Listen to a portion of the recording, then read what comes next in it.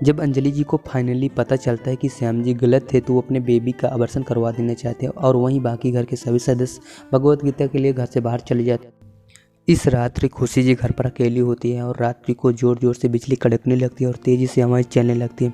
इन सभी को देखकर खुशी जी घबरा जाती हैं और वो घर के अंदर का दरवाज़ा खोलकर जब आती हैं तो उसे अर्नव आंगन पर खड़ा हुआ दिखाई देता है। वो तेज़ी से दौड़कर सीढ़ियों से दौड़ते हुए अर्नव के गले लपट जाती है। कुछ समय के लिए मानो तो वो एकदम से खो से ही जाते हैं और फाइनली कुछ देर बाद खुशी जी अर्नव को पुकारती हैं, अर्नव जी, और वो ज़ोर ज़ोर से रोने लगती हैं। फाइनली कुछ देर बाद अर्नव जी उसके बालों को सहलाने लगते हैं और उसे प्यार से मनाने लगते हैं। इस समय इन दोनों का दिल जोरों से धड़क रहा था और मानो एक बार फिर से वो एकदम से खो से ही जाती हैं।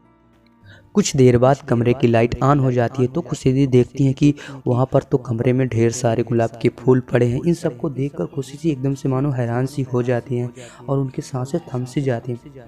ये सब देख करके खुशी जी अर्नव को देखने लगती हैं और मन में सोचते कि ये सब तुमने किया है और वहीं उनसे दूर हो जाती हैं। और तभी वहीं खड़ा अर्नव उसका हाथ पकड़ लेता है और अपनी तरफ जोर से खींच लेता है और उसे हक कर लेता है।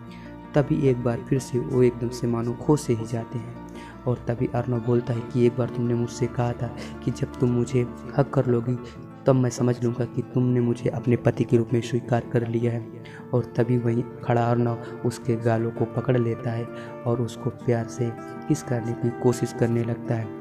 और तभी खुशी उसको देखने लगती है और वो नर्वस सी हो जाती है और वहीं खड़ा अर्नव उसे उसके मासूम गालों को पकड़ करके उसे किस करने की कोशिश करता है और वो एक दूसरे में खो से जाते हैं।